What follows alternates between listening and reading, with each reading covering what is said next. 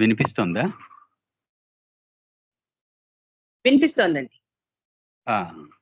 Avatar Meher బాబాకి జై. కార్యక్రమంలో పాల్గొన్న అందరికీ కూడా బాబావారి ప్రేమ అనుగ్రహం పరిపూర్ణంగా ఉండాలని కోరుకుంటున్నాను. నాకు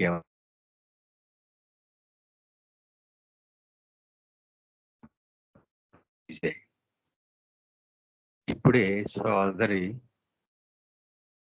సంకీర్తన చేశారు, మెహర్శ్రీ గారి సంకీర్తన, పరవశమున నన్నునే మరచిపోని అని. సాధారణంగా అంతటి పరవశం, మరిచిపోయేంత పరవశం కలగాలంటే అది ఆయన పట్లుండే తీవ్రతను తెలియజేస్తోంది. బాబా పట్ల మనకుండే అవగాహన తాలూకా తీవ్రతని తెలుస్తుంది అనమాట. అది అంత తీవ్రమైన ఆయన పట్ల ప్రేమ ఉంటేనే పరవశం కలుగుతుంది. అప్పుడు మాత్రమే ఆ పరవశం, ఆ ఆనందం సిద్ధిస్తుంది అన్నమాట. సరే, ఇక విషయంలోకి వెళ్లే ముందు ఒక మంచి భావన ఏమిటంటే, మధుసూదన్ జహా కల్పన చాలా మొత్తం మరి నేను దేశం అంతటికీ కూడా ఆ జహా కల్పన హారతి చాలా ప్రీతికరమైంది. అందులో ఆయన అంటారు, सीमा नाही तुम्हारी कृपा को, क्या कोई दे सकता प्रभु तुमको, भीख तुम्ही दो प्रेमी जनों को, नित्य तुम्हें सुमेरो मेहर मन आरती स्वीकारो. ఈ చరణంలో అర్థం చాలా అద్భుతమైనటువంటిది. There is no limit to thy compassion అంటే ఇంగ్లీష్లో ట్రాన్స్లేషన్ ఇది. సీమా నాహి తుమరి కృపాకో అన్నదానికి there is no limit to thy compassion. Could anyone give thee anything O Lord, క్యా కోయి దే సక్తా ప్రభు తుమ్కో, కోయి కుచ్ దే సక్తా. ఆయనకి ఏమైనా ఇవ్వగలమా మనం? తర్వాత ఆయన తల కృప ఎంత విస్తృతమైందంటే, ఆయన ఎంత అనంతుడో, ఆయన ఎంత విస్తృతమైన వాడో అంతటిది ఆయన కృప. అంతగా వ్యాపించి ఉంది ఆ కృప.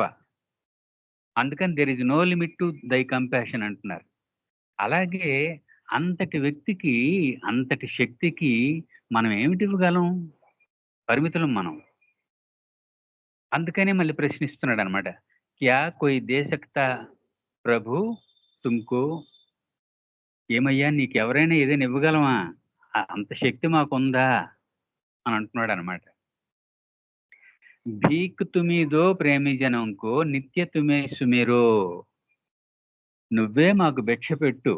ఎటువంటి భిక్ష అది? నిత్యం నిన్ను స్మరించే భిక్ష. సరే, సరెండర్ అయిపోయాడు అనమాట. ఎందుకంటే నువ్వు చాలా అనంతుడివి, నిన్ను కొలవగలిగే శక్తి మాకు లేదు, నీకు బహుమతి ఇచ్చేంత పెద్ద కానుకలు మా దగ్గర లేవు. అందుకని నువ్వే మాకు నీ తాలూకా స్మరించుకునే అవకాశాన్ని భిక్షగా ప్రసాదించు అంటున్నాడు. అది కూడా విధేయత. భిక్ష అనేసరికి ఏమైంది? అనకువ, విధేయత, సరెండరెన్స్, ఇవన్నీ అందులో కనిపిస్తాయి. ఇంత నిమ్మలంగా అడగగలిగాడంటే మధుసూదన్ బాబాని ఎంతగా ప్రేమిస్తున్నాడో అది తెలుస్తుంది ఇక్కడ. ఆ క్వాలిటీ ఇక్కడ అర్థమవుతుంది అనమాట.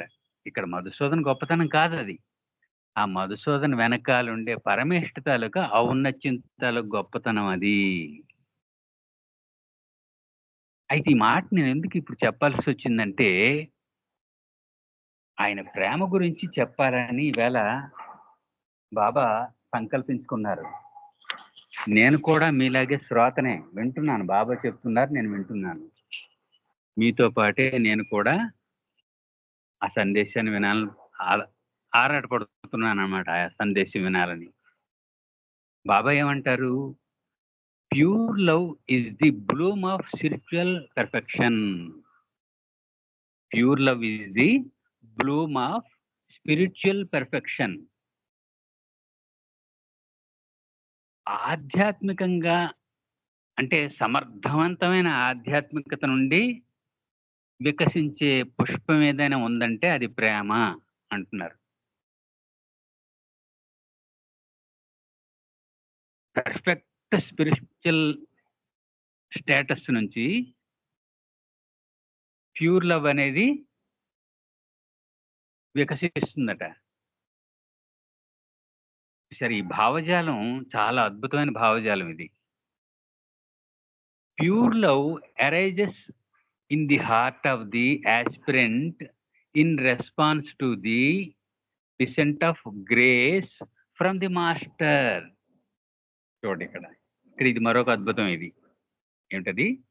మొదటిసారి pure love is the bloom of spiritual perfection. మంచి పక్వత కలిగిన ఆధ్యాత్మికత నుంచి చక్కని ప్రేమ వికసిస్తుంది అంటున్నారు మొదటి వాక్యంలో. రెండో వాక్యంలో pure love arises in the heart of the aspirant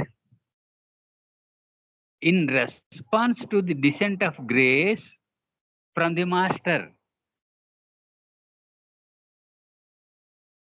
సాధకుడు తాను నమ్మినటువంటి గురువు కావచ్చు, అవతారుడు కావచ్చు, దైవం కావచ్చు, అతని నుంచి ఏ అనుగ్రహం అయితే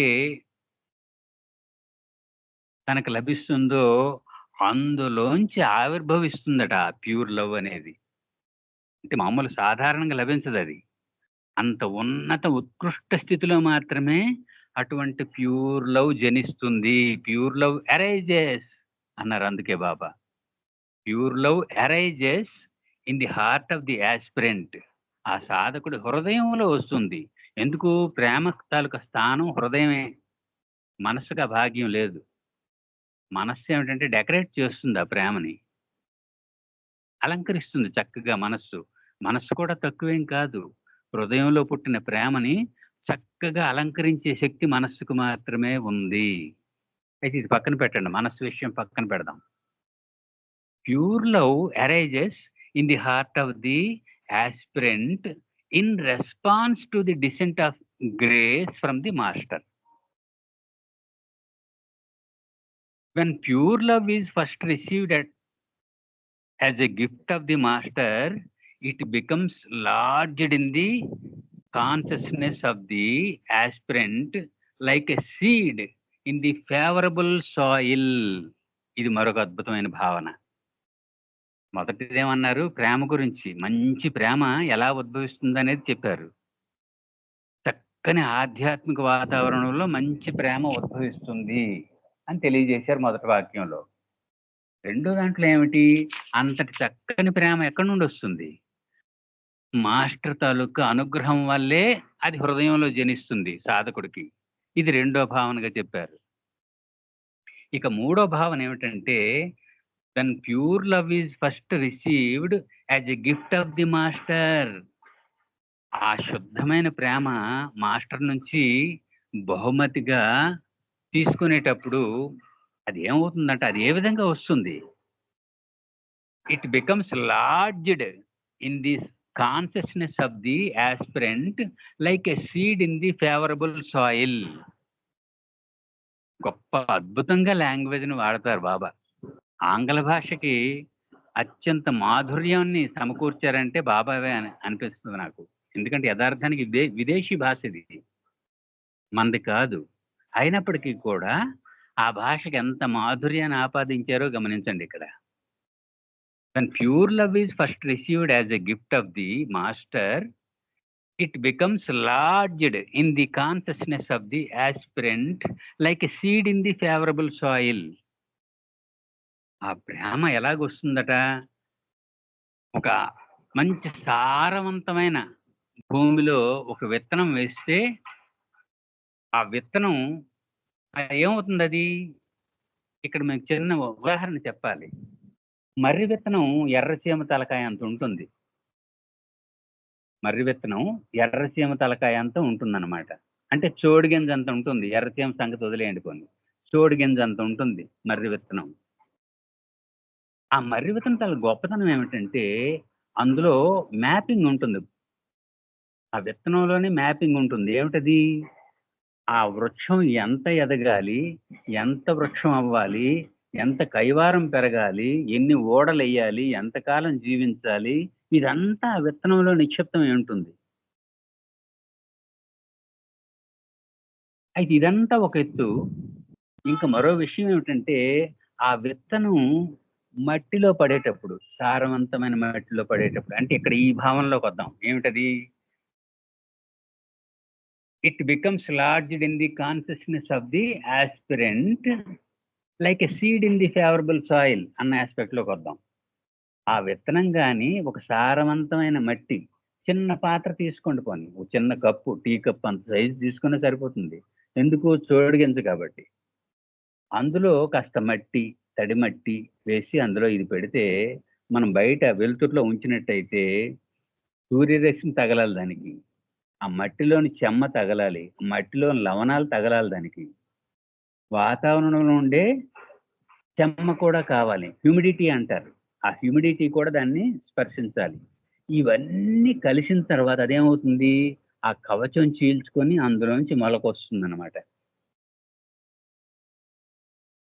అలాగే ఇక్కడ ప్రేమ కూడా when pure love is first received as a gift of the master, it becomes enlarged in the consciousness of the aspirant like a seed in the favourable soil.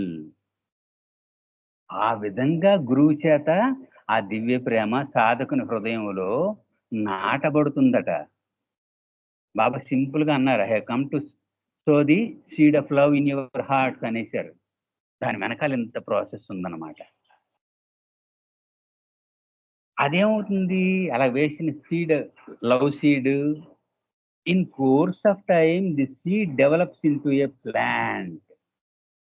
In course of time ఇప్పుడే చెప్పాను ఆ process.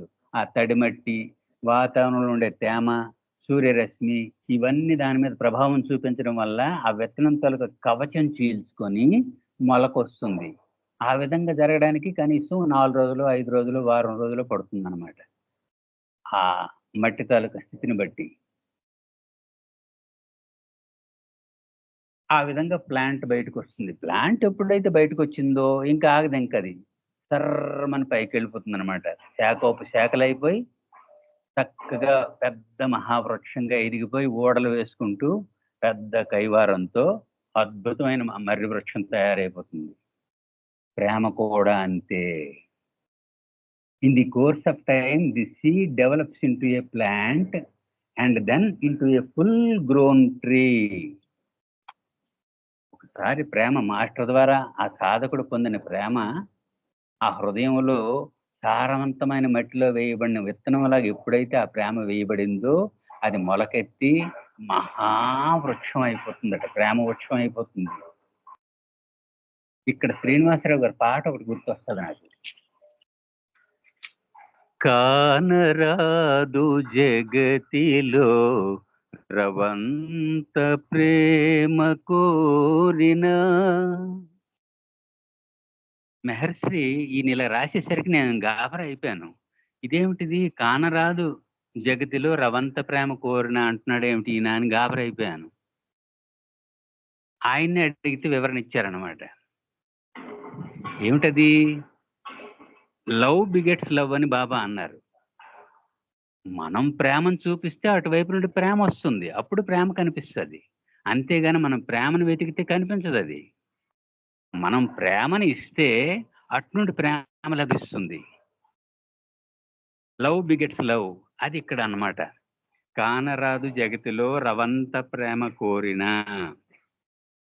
మనం ప్రేమ కావాలి అని కోరుకుంటే అది దొరకదది. ముందు మనలో కూడా ప్రేమ జరగాలి. అంటే అనుగ్రహం ముందు ఎంటర్ అవ్వాలి. మాస్టర్ తాలూకు అనుగ్రహం లభించాలి. లభించినప్పుడే అందులోంచే ఆ మథనంలోంచే ప్రేమ ఉద్భవించాలి. మనలో ఎప్పుడైతే ప్రేమ ఉద్భవించిందో బయట నుంచి కూడా దానికి అనుసంధానించి లవ్ బిగెట్స్ లవ్, ప్రేమకు ప్రేమ ప్రతిగా లభిస్తుందన్నమాట.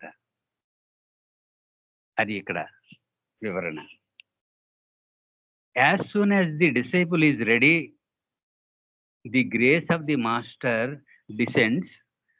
For the master, who is the ocean of divine love, is always on the lookout for the soul in whom his grace will fructify. అయితే ఈ ప్రాసెస్ అంతా బాగానే ఉంది. ఇక్కడ మనకు రెండు కనిపిస్తున్నాయి. ఒకటి సాధకుడు, రెండు మాస్టర్. సాధకుడికి మాస్టర్ గిఫ్ట్ ఇచ్చేస్తారని చెప్పుకున్నాం ఇంతవరకు. అదే తేరగా ఇచ్చేస్తారా? కాదు, ఇక్కడ మాస్టర్ కూడా సాధకుడిని పరీక్షిస్తారన్నమాట. ఎవరు తన తాలూకా ప్రేమను పొంది దాన్ని పంచడానికి సంసిద్ధంగా పక్వంగా ఉన్నటువంటి ఆత్మ ఏమిటి అని చూస్తూ ఉంటాడట ఎల్లప్పుడూ కూడా.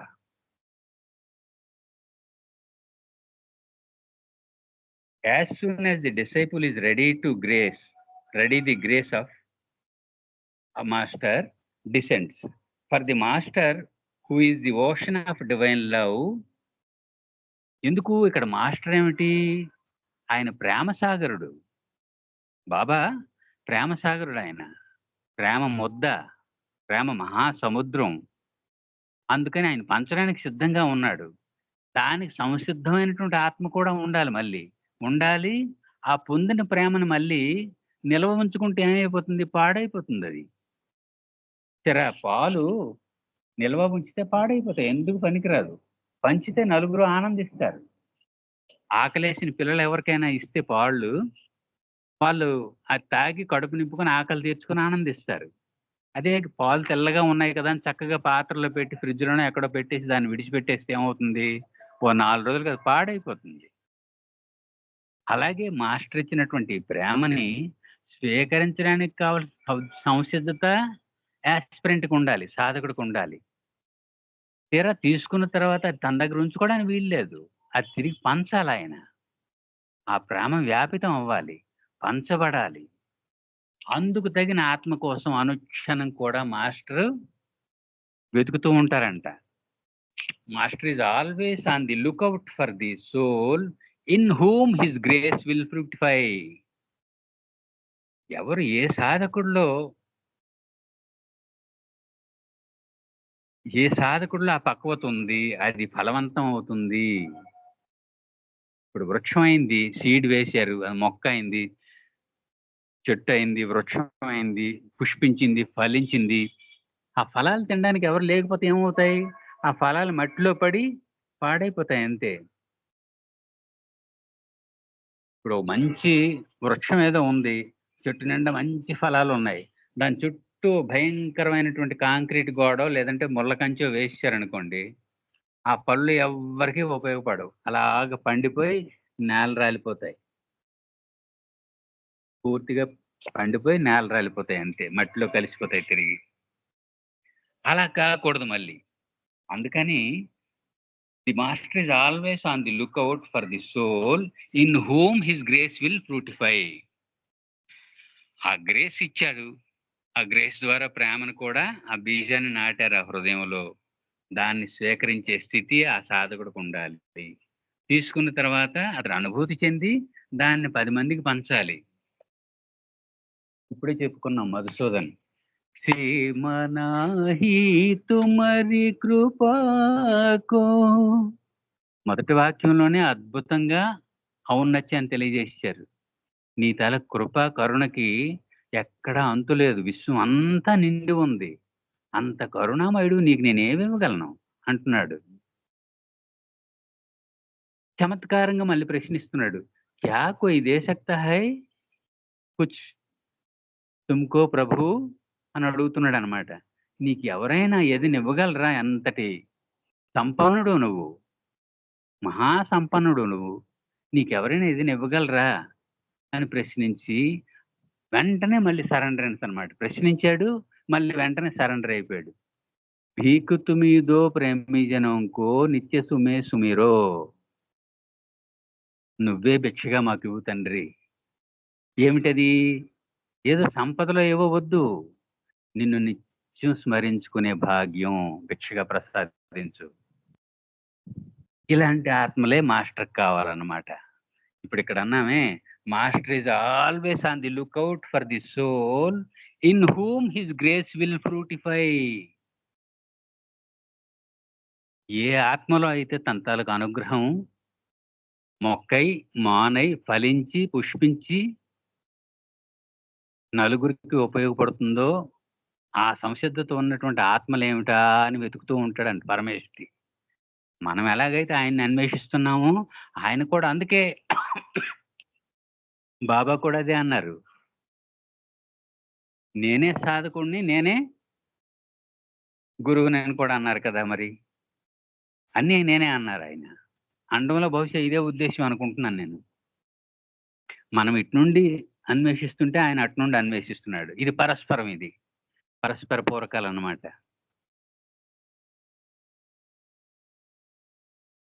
As soon as the disciple is ready to receive the grace of the master,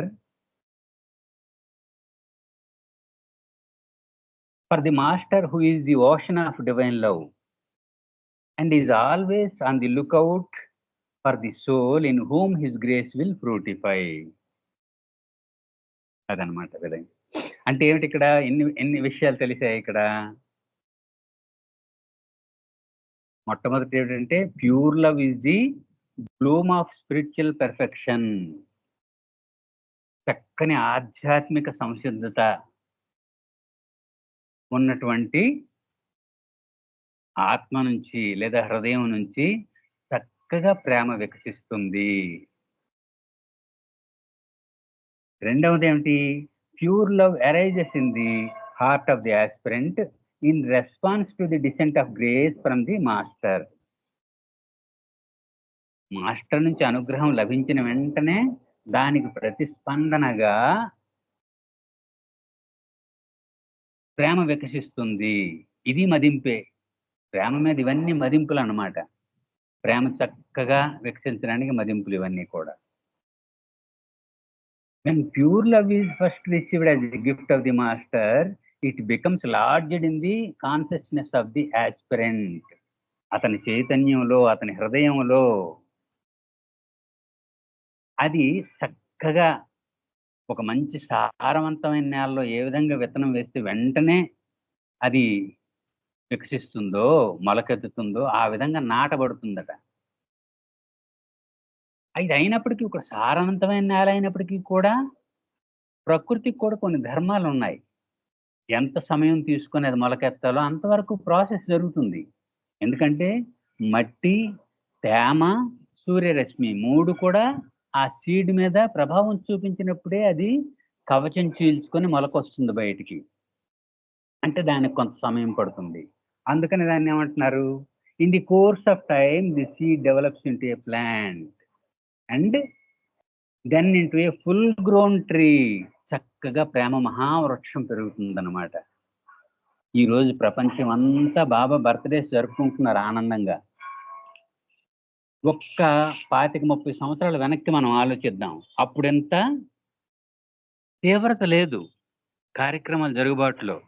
కానీ ఈరోజు గమనించినట్టయితే యావత్ ప్రపంచం కూడా బాబా ప్రేమ కోసం తహతహలాడిపోతున్నాయి.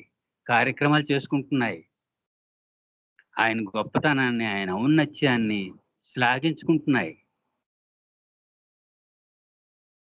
ఇదంతా కూడా ఇదే in the course of time the seed develops into a plant అని అనడంలో ఉద్దేశం అదే. ఆ విధంగా వికాసం, ప్రేమ తాలూకు వికాసం జరుగుతుందన్నమాట. అయితే ఇక్కడ పరమేష్ఠి కూడా మనకు చిన్న చిన్న చురకలు వేస్తున్నారు. ఏమిటది? For you to bow down to me, to perform my aarti, to worship me is not what I have come for అంటున్నారు ఇక్కడ. నాకు పాదాక్రాంతం అంటే వంగి నమస్కారాలు పెట్టడం కానీ, హారతలు ఇవ్వడం వల్ల కానీ, లేదా పూజించడం వల్ల కానీ వాటి కోసం నేను రాలేదు. ఇంతవరకు ఆహ్లాదంగా మంచి భావజాలాన్ని కనపరిచారు. ఒక్కసారి చిన్నపాటి చొరకేశారు. కారణం ఏమిటి? వెయ్యాలి. ఎందుకంటే కొన్ని ఆత్మలు, మధుసూదన్ లాంటి ఆత్మలు కొన్ని వాళ్ళు చేయాల్సిన కార్యక్రమాలు చేసుకుంటున్నారు వాళ్ళు. మిగతా మానవాళికి కూడా మార్గదర్శకం. ఆ మార్గంలోకి రావాలి కదా! అందుకని అప్పుడప్పుడు చిన్నపాటి చూసారా స్కూల్లో ఒక మంచి విద్యార్థి చక్కగా చదువుకుంటూ ఉంటే, గురువు చెప్పినట్టు వింటూ ఉంటే, గురువు కూడా ఏం చేస్తాడు వాడిని నిలబెట్టి, వాడిని చూపిస్తూ, "ఒరేయ్! వీళ్ళందరూ వాడిని చూడండిరా వాడు ఎంత చక్కగా చదువుకొని మార్కులు తెచ్చుకుంటున్నాడో మీరు విన్నారా ఎందుకు?" అని వాడి ముందే వాళ్ళకి చివాట్లు పెడుతూ, వాళ్ళని ప్రోత్సహిస్తాడు ఆ గురువు. భౌతిక జీవితంలో మనం గమనిస్తే. దాంతో వాళ్ళు కూడా ఇన్‌స్పైర్ అవుతారు. అయ్యో! మన తోటి విద్యార్థే వాడు. వాడంతగా గురువుతో శ్లాఘించబడుతున్నాడు. మనం కూడా ఎందుకు ఆ విధం చేయకూడదని అందులో కొంతమంది ప్రేరణ పొందుతారు. అలాగే ఇక్కడ ఏమంటున్నారు? For you to bow down to me, to perform my aarti, to worship me is not what I have come for. నేను వీటి కోసం రాలేదు. మీ చేత వంగి వంగి నమస్కారాలు పెట్టించుకోవడానికి, హారతులు ఇప్పించుకోవడానికి, పూజలు చేయించుకోవడానికి ఆ! నేను వాటి కోసం రాలేదు. I expect much from you. మీ నుంచి నేను చాలా ఆశిస్తున్నాను. I have come to receive your love from you and to bestow my love on you. మీ నుంచి చాలా నేను ఎక్స్‌పెక్ట్ చేస్తున్నాను. మీ ప్రేమను నేను స్వీకరించి, నా ప్రేమను మీ మీద కుమ్మరించాలని ఆనందిస్తున్నాను అంటున్నారు Parameshti. Love others as you would love yourself and all that is yours అంటూనే ఏమంటున్నారు? ఇతరులను కూడా అంటే మిమ్మల్ని మీరు ఏ విధంగా ప్రేమించుకుంటున్నారో, మీ వాళ్ళని మీరు ఏ విధంగా ప్రేమించుకుంటున్నారో, మిమ్మల్ని మీరు ప్రేమించుకుంటున్నట్లే, మీ వాళ్ళని మీరు ప్రేమిస్తున్నట్లే ఇతరులను కూడా ప్రేమించాలి. అంటే ఈక్వలెన్స్ అన్నమాట ఇక్కడ. నిష్పాక్షిక ప్రేమ కావాలి. అంటే ఆ ప్రేమలో కల్మషం ఉండకూడదు. స్వార్థం ఉండకూడదు. అదే దివ్య ప్రేమ అవుతుంది. అటువంటి ప్రేమ ఆయనకివ్వాలి. ఆయనకిస్తూనే అది స్వచ్ఛమైన ప్రేమ అయ్యేటప్పుడు మళ్ళీ అటునుంచి కూడా ఆయన తాలూ ప్రేమ కూడా మనకు స్వచ్ఛంగానే లభిస్తుంది. అది ఇక్కడ ఇందులో వివరణ.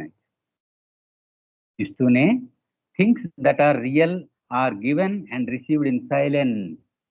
ఇది మనకు బాగా పాపులర్ అయినటువంటి మెసేజ్ ఇది. చాలా వాడుతూ ఉంటాం మనం. Things that are real are given and received in silence.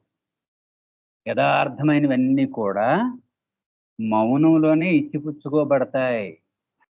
అంటే దానికి ఆర్భాటాలు ఏమి అక్కర్లేదు. ఏర్పాట్లు, ఆర్భాటాలు, పెద్ద ఫంక్షన్‌లు చేయడాలు ఏవి అక్కర్లేదు. మౌనంగా, సహజంగా, ప్రకృతి సిద్ధంగా ప్రకృతిలో మనం గమనించినట్టయితే పక్షి ఎగురుకుంటూ ఎక్కడెక్కడికో తిరిగి రెక్కలు అలిసిపోయినట్టు తిరుగుతుంది. తిరిగి ఒక పురుగునో, ఒక చిన్న గింజనో దేన్నో పట్టుకొని మళ్ళీ ఎగురుకుంటూ తన గూటికొచ్చి ఆ పక్షి బిడ్డ నోట్లో పెడుతుంది. అదేం ఏం చదువుకుందా పక్షి? ఆ చర్య ఎందుకు చేస్తోంది? తను తినకుండా ఆ ఆహారాన్ని తెచ్చి నిస్సహాయంగా ఆ గూడులో ఉన్న పక్షి పిల్ల నోట్లో పెడుతుందనమాట. ఎంతవరకు? అది తన స్వశక్తి మీద ఎదిగి ఎగిరేంత వరకు ఆ విధంగానే చేస్తుంది తల్లి పక్షి. ఇది సహజమైన ప్రేమ. ఇంత సహజంగా ఉండాలి. ఇందులో ఏ ఆర్భాటాలు, చప్పుళ్ళు, శబ్దాలు, ప్రకటనలు, ప్రెస్ మీటింగులు, ప్రెస్ వాళ్ళనందరూ పిలుస్తారు చూసారా? మన ఈ ప్రభుత్వ పథకాలు ప్రజల్లోకి తీసుకెళ్ళేటప్పుడు ఈ ఉచిత ఇళ్ళని, లేదంటే రేషన్ కార్డులని ఇలాంటివేవి ఇచ్చేటప్పుడు ఏంటంటే ప్రెస్ వాళ్ళని పిలుస్తారు. పెద్ద పెండాలు వేస్తారు. మైక్ సెట్లు పెడతారు. అన్నీ పెడతారు. పబ్లిసిటీ ఇస్తారు. కారణం ఏమిటి? ఇది భౌతిక వ్యవహారం కాబట్టి. కానీ దివ్య ప్రేమకి ఇది ఏవి అక్కర్లేదు. అవి నిశ్శబ్దంగానే జరుగుతూ ఉంటాయవి. నిశ్శబ్దంగానే ఇవ్వబడతాయి, తీసుకోబడతాయన్నమాట. అంత అద్భుతమైనటువంటి ప్రక్రియ ఇందులో ఉంది.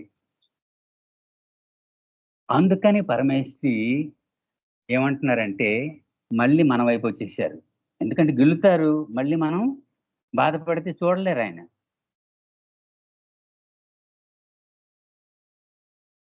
శ్రీనివాసరావు గారి పాట ఉంది. కంటతడి పెట్టగానే కరిగిపోతుంటావు అని ఓ పాట కూడా ఉంది అలాగే. కన్నీళ్ళొచ్చేలా చేస్తావు, కంటతడి పెట్టడంతోనే కరిగిపోతుంటావు అని పాట రాశారు. ఓ పాట అలాగే. అలాగూ గిల్లారు కదా! మళ్ళీ మామూలయిపోయింది ఇక్కడ. ఇక్కడేమన్నారు? If you love me let the love not be wasted by escaping through your lips in words. మళ్ళీ అనునయంగా బుజ్జగించి చెప్తున్నారు అర్థమయ్యేలాగా.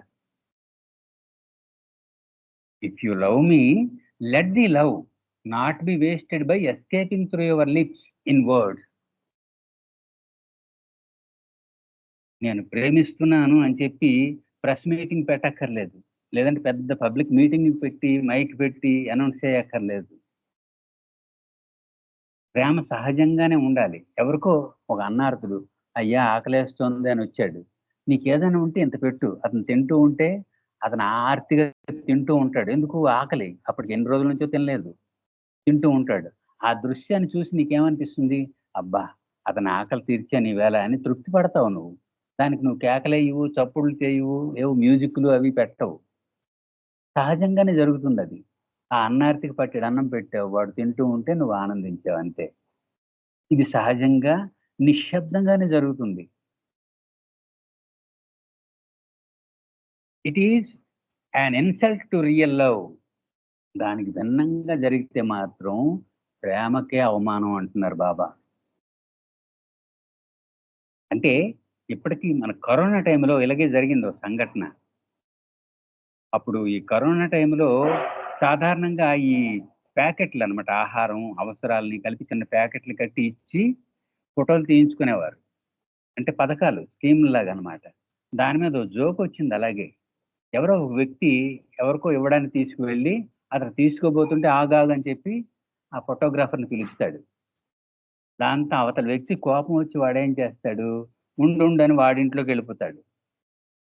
ఇంట్లోకెళ్ళిపోయి చక్కగా సూటేసుకొని, ఈ ఇస్తున్న వ్యక్తి కంటే స్టేటస్‌లో ఉన్న వ్యక్తిలాగా తయారై బయటకొస్తాడు. అప్పుడు తీయమంటాడు. ఈ ఇస్తున్న వ్యక్తి కంగు తింటాడు. ఎందుకు? ఇతడు ఇస్తున్నట్టు లేదు. ఇతడు తీసుకుంటున్నట్టుంది ఆ ఫోటో. ఇలాంటి విమర్శలు చాలా వచ్చాయి అప్పట్లో. అంటే ఏదైనా ప్రజా సంక్షేమం, ఒక సేవా కార్యక్రమం చేస్తే చాలా సహజంగా పబ్లిసిటీ లేకుండా ఉండాలి. అలాంటప్పుడే ఆ ప్రేమ ప్యూర్ లవ్ అవుతుందనమాట. లేదంటే it is an insult to the real love అంటున్నారు Baba. Love God in such a way that others not knowing about it. You yourself are not aware of it. ఏ విధంగా ప్రేమించాలంట ఇతరులకి తెలియకూడదు. చాలా గోప్యంగా జరగాలది. ఎందుకు? ఇది ప్రకృతి సిద్ధమైన భావన ఇది. ఒక జీవి మరో జీవి పట్ల స్పందించడం అనేది చాలా ప్రకృతి సిద్ధంగా, సహజంగా, నిశ్శబ్దంగా జరగాలి. ఇప్పుడు ఆ పక్షి ఉదంతమే చెప్పాను. ఆ పక్షి అది ఏం చదువుకుంది? అది ఏం చదువుకుంది? ఏం జ్ఞానం ఉంది దానికి? తనకు బిడ్డ ఉంది కాబట్టి, ఆ గూట్లో నిస్సహాయంగా ఉంది కాబట్టి ఎక్కడికో ఎగురుకుంటూ వెళ్తుంది. ఆహారం తెస్తుంది. ఆ బిడ్డ నోట్లో వేస్తుంది. ఆ బిడ్డ తింటూ ఉంటే అలా చూస్తుంది. ఇదంతా నిశ్శబ్దంగానే జరుగుతది. ఏ శబ్దం ఉండదు. అంత సహజంగా ప్రేమ ఇచ్చి పుచ్చుకోబడాలి. ప్రేమ తాలూకు ఔన్నత్యం అంత గొప్పది. అంటే ఇక్కడ ఏమవుతుంది? ఇందాక మధుసూదన్ ఆ 'జహాకల్పన' చరణంలో చెప్పుకున్నట్టే, అక్కడ ఆయన ఔన్నత్యం మనకు తెలియాలి. ఆ ఔన్నత్యానికి పరవశించి ఇందాక సోదరి పాడారే, పరవశించిపోతామని ఆ కీర్తనలో. ప్రేమని, కులమని, ప్రేమని, మతమని అనేసి. ప్రతి క్షణము పాడుకోనా పర పరవశమును నన్నునే మరచిపోనా అని ఇందాకే మన సోదరి లలిత గారు పాడారు.